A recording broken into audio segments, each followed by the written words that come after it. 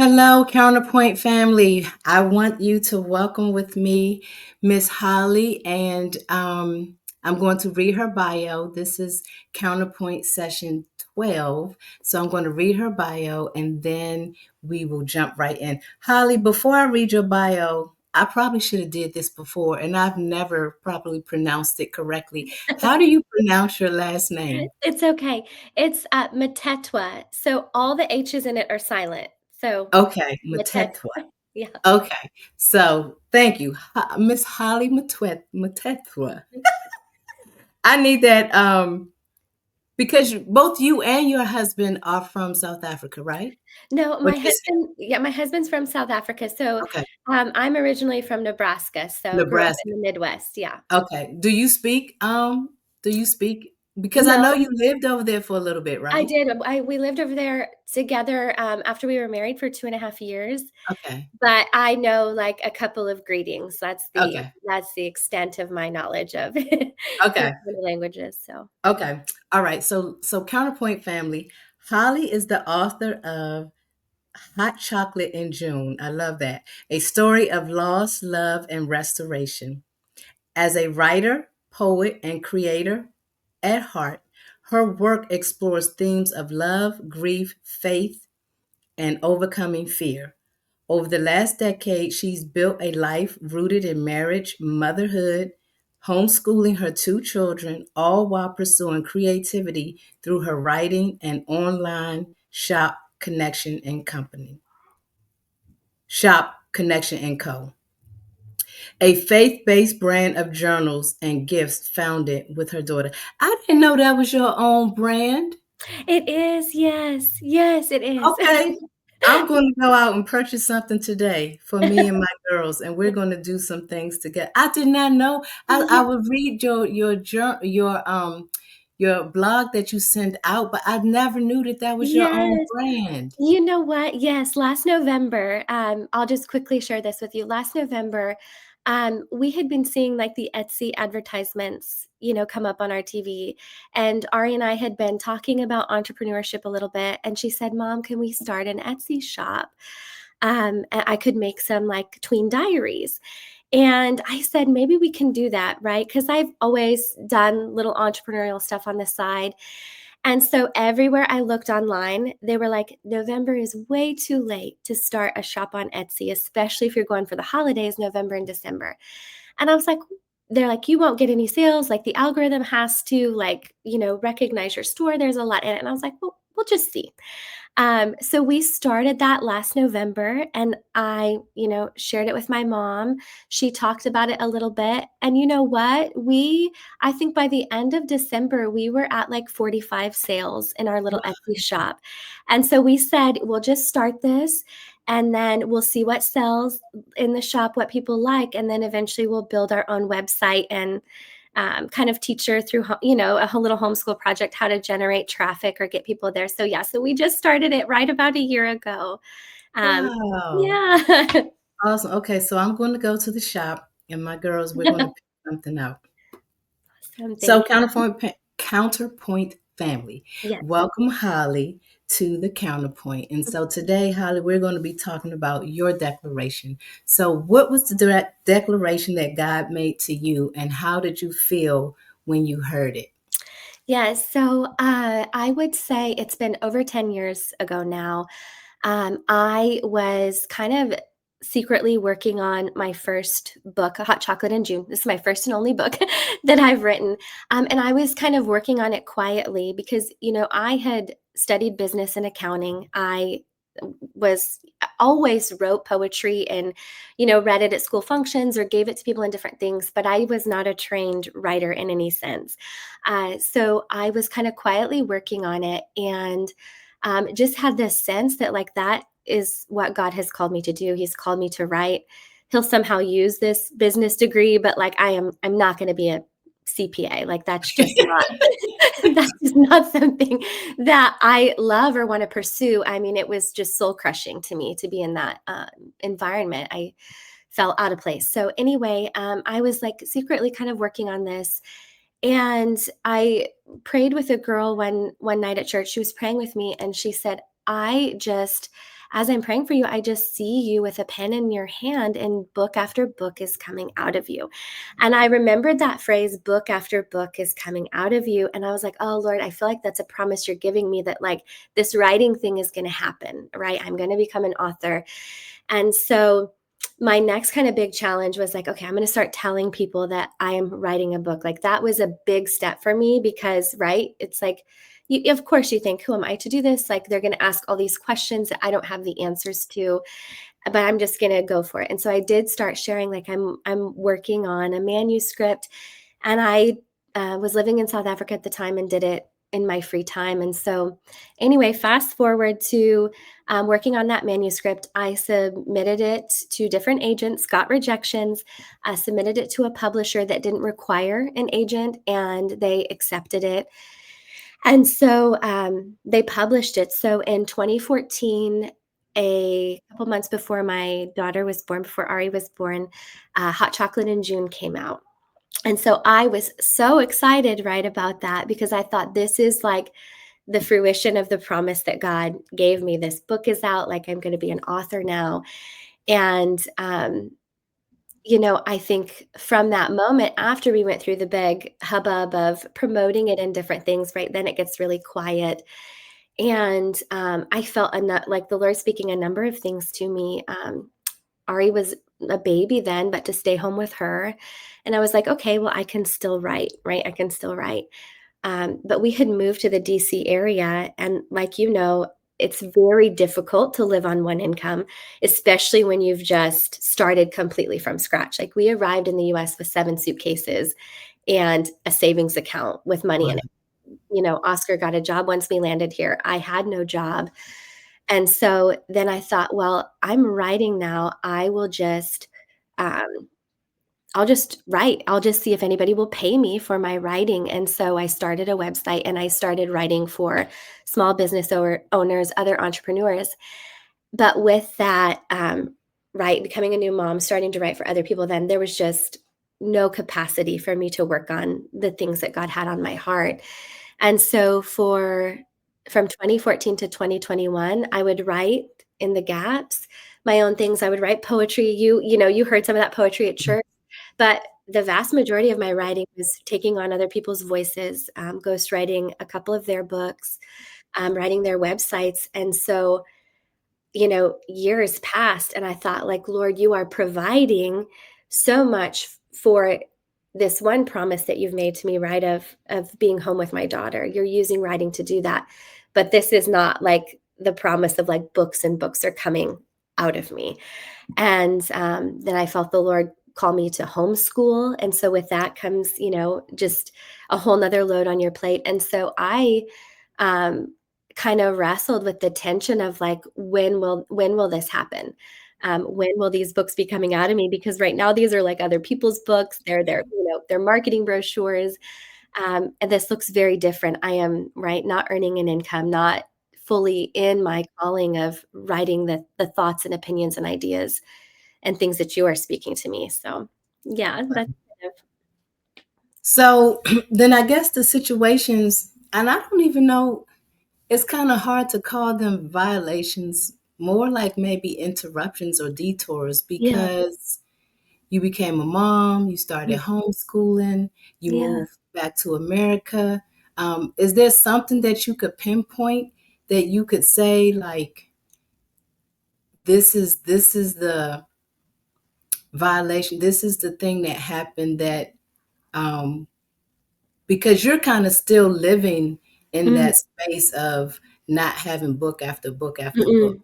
So No. is there something that you can I don't even really want to call it a violation for you, but Mm, is there something that you can pinpoint that you could say, like for me, my declaration was get married and have 4 children. So infertility was a clear, um, direct violation to that. yeah. But your violation seems to be kind of like almost joyous in a sense because Yeah. it's parenting, it's Yeah. homeschool.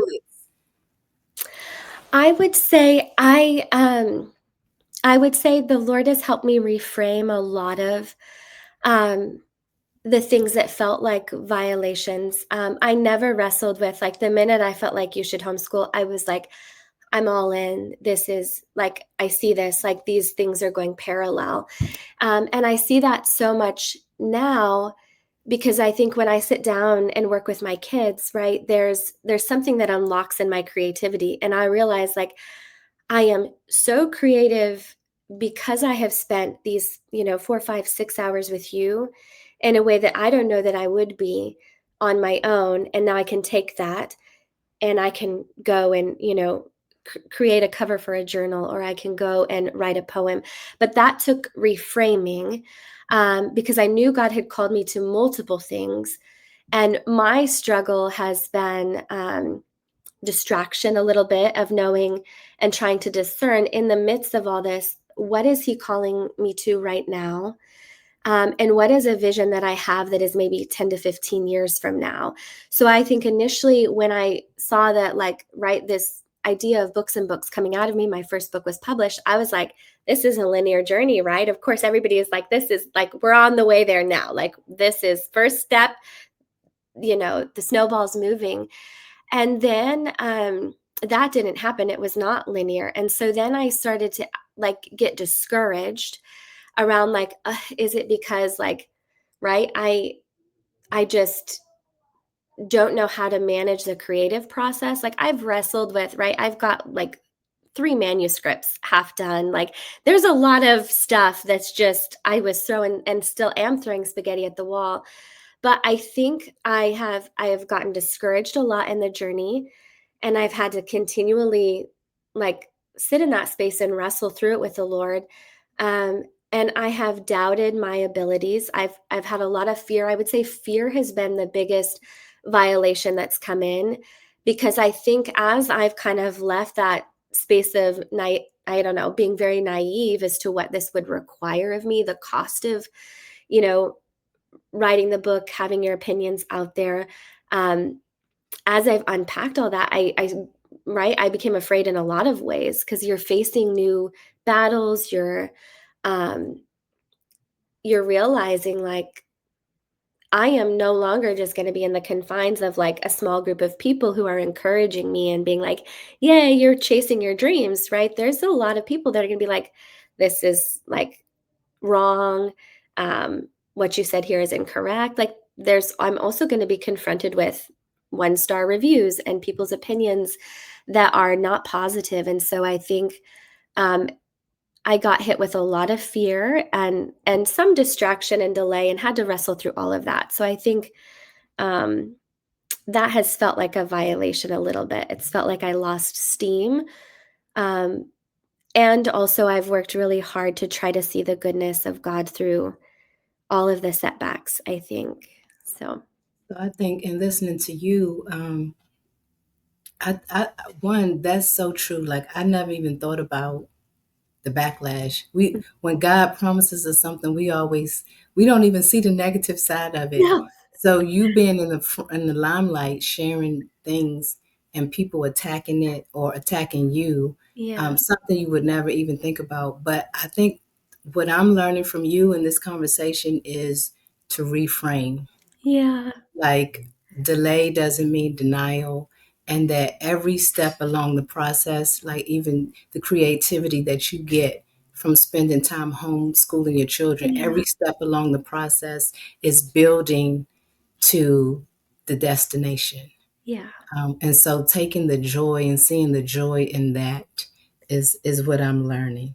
Um, so what made I learn from you reframing? What major lesson have you learned as you are in the violation? What major lessons do you think God was teaching you? I think God has been teaching me, one, not to push stop on or pause on the dream or the promise that He's given just because um, it doesn't look the way I think it's going to look. So I think um, as I got right 5 years into, like, I have only published one book and I am struggling to get another book out, to like gather my thoughts, to unpack these ideas. Like, I mean, I have hundreds of pages of research and I'm like, I can research all day, but like these, right? The wrestling of like, this is not coming as easily as the first time. And I think um, I kind of would tell myself like, okay, right? The scriptures like, be still and know that he is God, like be still. And I think that my stillness dwarfed from being like an inner peace of resting in God's power and authority to a passivity. And I Wow. think then I thought, well, maybe as you kind of go to like, okay, I'll just wait. I think then I thought like maybe I have missed it, right? Like maybe I just am not equipped to write all these books. Like um that's like a big vision and maybe I'm not there. So I think in this kind of waiting, I think it was just it wasn't like I'm so positive all the time. It felt like it's this ongoing battle of like I have one thought, right? And I think, oh, I've missed it. And then it's like, no, you haven't missed it. And then I would have to go in and like minister to myself and encourage myself. So I've shared this with several friends before that like I started reading stories about women who were in their late 50s who like all of a sudden kind of stepped into this second act or this new calling. I was reading the story of Grandma Moses, the artist to my children, and she had 10 children and she sewed throughout her life, but when she was in her 80s, her hands could not handle the needlework, and so she started painting. And so from like 80 to 100, she had this really beautiful creative, art practice, and we study her art today. And so I was like, that was from 80 to 100. And so I think then the Lord just kept having me like I would hit this point and I would like completely press stop. Like I cannot do this. Like I don't have enough courage. Like, I get my feelings hurt a lot. I don't want to read negativity on, right? Like I'm not equipped to just like the Lord being like, I am equipped and I will, right? He began this in me. He will bring it to completion. And so I think that I have hit stop a lot and out of fear and doubt, and I've beat myself up about it.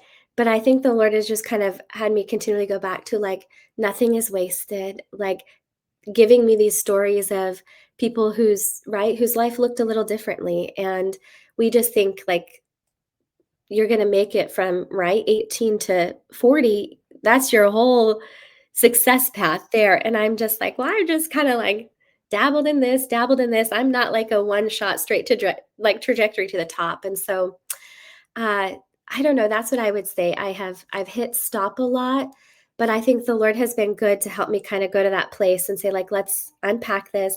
Let's like inch forward to the next like town on the journey. Um and so I feel like it hasn't been easy. I've faced a lot of discouragement. Um and so I just feel like I've never stopped asking questions of the Lord and saying like, am I delaying this? And is there something that you want me to do that is taking action? And in this season for me, Nakia, that was starting my newsletter because I was like, I can do this every Friday. Like I can write. And so just asking him, like, okay, if I delayed somewhere, like help me take that small step and also help me recognize that through these years of you really ordaining the time of this, you have given me deeper revelation. You've grown me. You've encouraged me and you've given me things to share. Right. And so, um, I don't know. That's what I would say. It's kind of been like this really all these little battles all the way around to the top, but realizing like God is faithful. And he's growing me and he's stretching me to trust in him. Yeah. And to not give up. Yeah. So press toward the mark. Yeah.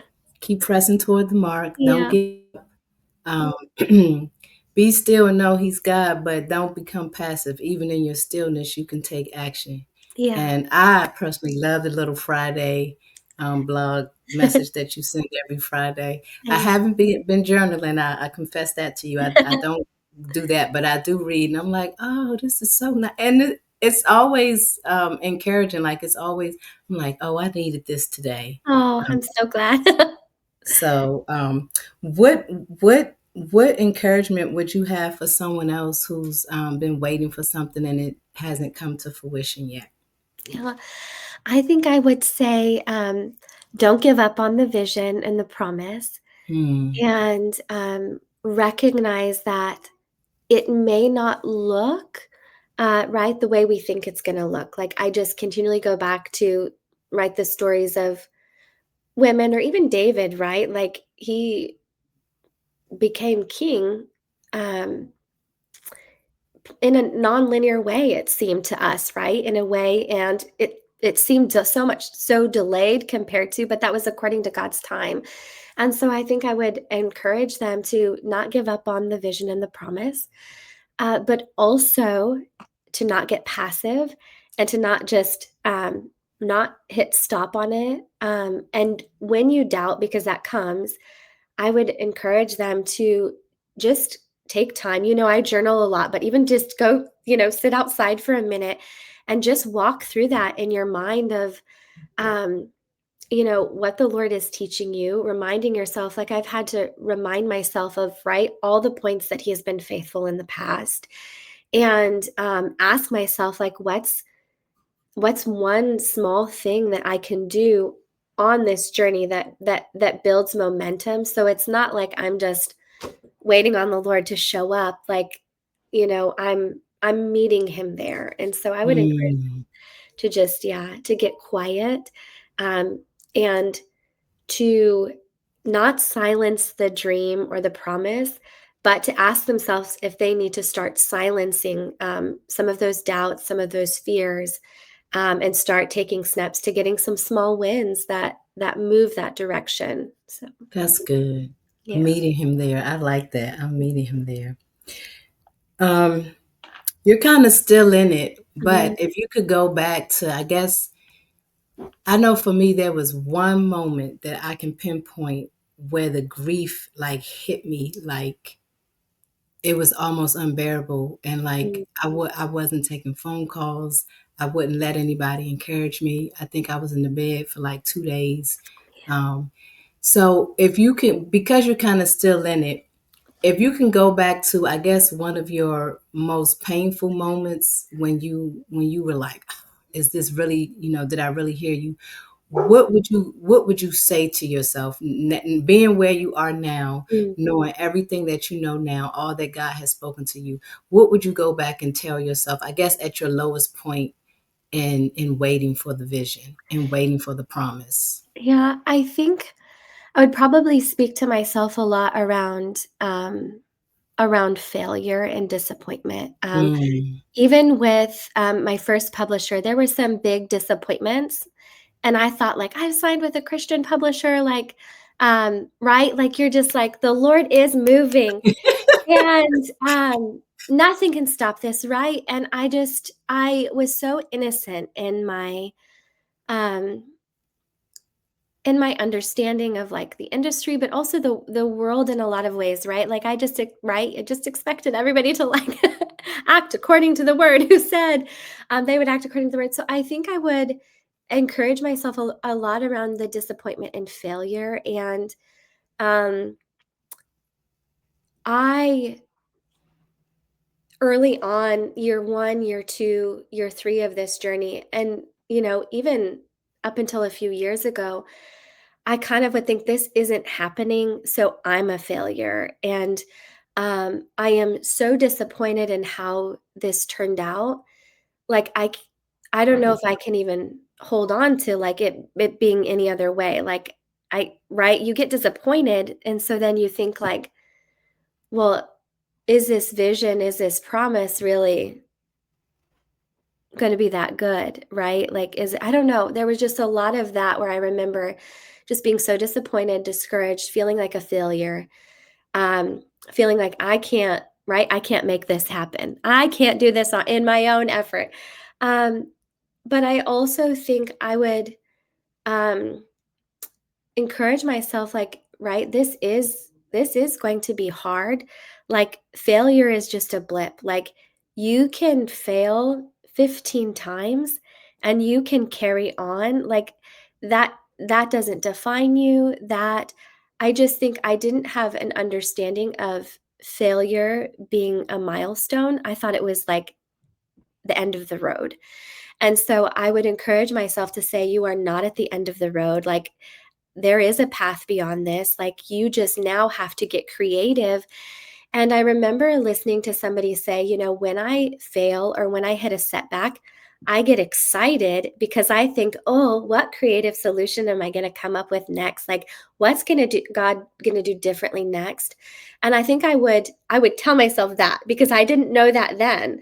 And so that would be it. Just saying, like, you know what, the Lord is still with you. Like, yes, you hit a brick wall, but like, you get to know the Lord in a new way. You get to learn yourself in a new way when you learn to get around that brick wall or climb that brick wall. Like, God is more powerful. You are stronger. Like, and realizing like this doesn't mean you failed. You're weak. You can't like you can't accomplish this promise, but like God will accomplish it. Like, but also you have to push, right? You can't just sit cross-legged in front of that brick wall and cry. Like, it's gonna be okay. This isn't, yeah. So I just think I personalized it so much of like something is wrong with me. I did something wrong. Um, and now I just think like the Lord is faithful. Like, he will grow me. Um, this failure just means I have to like try a different approach. I need to get back in my Bible, go before the Lord and ask him, what he's doing, what I need to do. Because yeah, like I said, I can get really passive and I can personalize a lot. And so I would encourage myself around those 2 points. That's excellent. Mhm. It just reminded me, we went to, for the first time, my family went to Hershey Park this summer. Oh, wow. And we did the little tour through the Hershey town, and it tells you the history of Hershey and how he started. And he actually went bankrupt 3 times Oh my word. before he, made chocolate. And now, he has this lasting legacy, um, Yeah. because he just kept pursuing until he made chocolate that was afford, because back in his day chocolate was a delicacy, only the wealthy could afford chocolate, Wow. and his goal was to make chocolate that we all could enjoy. I love it.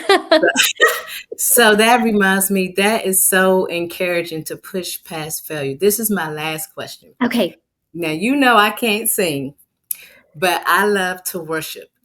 Do throughout this journey, is there like one or two songs that kind of like really would minister to you, lift you up, encourage you?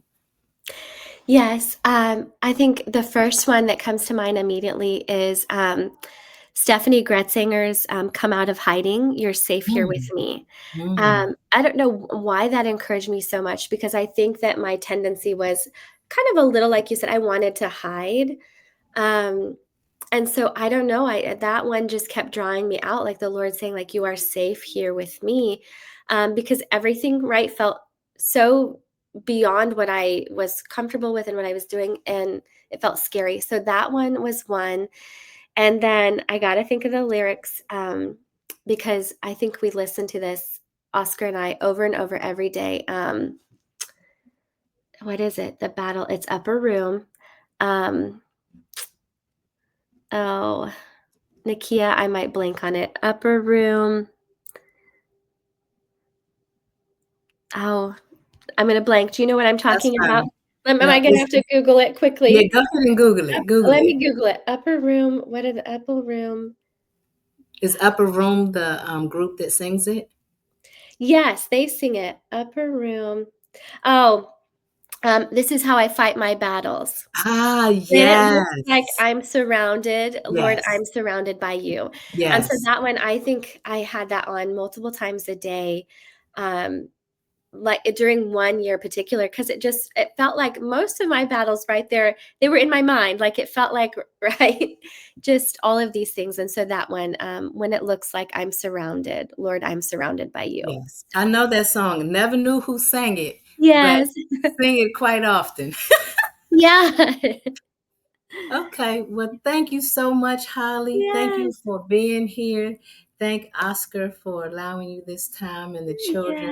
Yes. I can't wait to connect with you all. Maybe this summer we can have Yes. a pool play date. Yes, absolutely. I Thank you for love you. having I me, am rooting Nikita. for you. Do you have like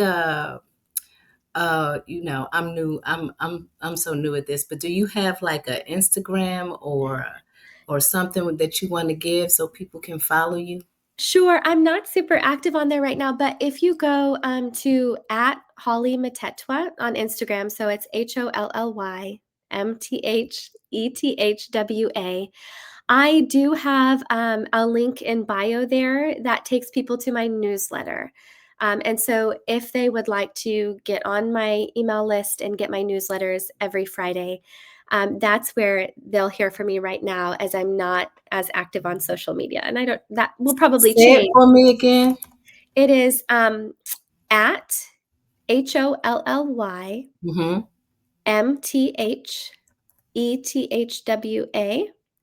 So at Holly Matetwa on Instagram, and then if they go to the link in my bio, they will see um, a little option that says join newsletter, and they can join my email newsletter and start getting those there if they would like. So Okay. Counterpoint family, let's thank Holly. Please go to at Holly, her last name, and subscribe to the newsletter. You will be blessed. The newsletter is wonderful and encouraging and uplifting and inspiring. And I'm excited for um, when we get to the other side and we see the yes. second book and the third book and the fourth book. Thank So you, thank you so Nikila. much for being here. Love you to life, and I'll see you Yes. soon. All right. Bye bye. Bye bye.